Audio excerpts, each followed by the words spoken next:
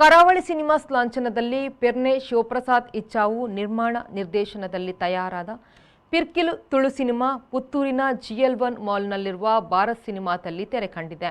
ಚಲನಚಿತ್ರವನ್ನು ಕಟ್ಟಡದ ಮಾಲಕ ಸುಧನ್ವ ಆಚಾರ್ಯ ಹಾಗೂ ಹಿಂದೂ ಸಂಘಟನೆಗಳ ಮುಖಂಡ ಅರುಣ್ ಕುಮಾರ್ ಪುತ್ತಿಲ ದೀಪ ಬೆಳಗಿಸಿ ಉದ್ಘಾಟಿಸಿದರು.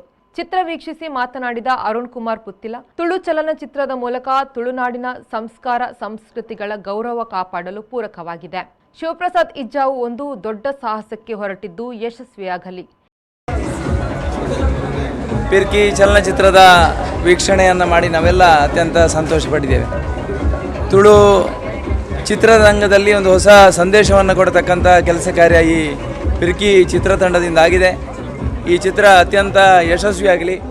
ಈ ಚಲನಚಿತ್ರದಲ್ಲಿ ಆ್ಯಕ್ಟ್ ಮಾಡಿದಂಥ ಎಲ್ಲ ಕಲಾವಿದರಿಗೂ ಕೂಡ ಆ ಮಹಾಲಿಂಗೇಶ್ವರನ ಪೂರ್ಣಾನುಗ್ರಹದ ಜೊತೆಗೆ ಇನ್ನಷ್ಟು ಚಿತ್ರದಲ್ಲಿ ಕಲಾವಿದರಾಗಿ ಸೇವೆ ಸಲ್ಲಿಸ್ತಕ್ಕಂಥ ಭಾಗ್ಯವನ್ನು ಭಗವಂತ ಕರುಣಿಸಲಿ ಅಂತಕ್ಕಂಥ ಆಶಯದ ಜೊತೆಗೆ ಈ ಚಿತ್ರತಂಡಕ್ಕೆ ಮತ್ತು ಚಿತ್ರಕ್ಕೆ ಶುಭವನ್ನು ಹಾರೈಸ್ತಾ ಇದ್ದೀವಿ. ಚಲನಚಿತ್ರವನ್ನು ಪ್ರತಿಯೊಬ್ಬರು ವೀಕ್ಷಣೆ ಮಾಡಿ ಅವರನ್ನು ಪ್ರೋತ್ಸಾಹಿಸಬೇಕೆಂದು ಹೇಳಿದರು.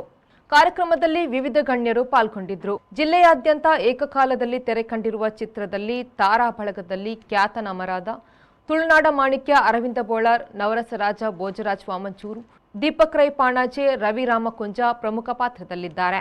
ನಾಯಕ ನಟರಾಗಿ ವರ್ಧನ್ ಮತ್ತು ಸುದೇಶ್, ನಾಯಕಿಯಾಗಿ ಸಲೋಮಿ ಡಿಸೋಜಾ ಮತ್ತು ಲತಾ ಅಭಿನಯಿಸಿದ್ದಾರೆ. Bureau report, V4 news, Puttur.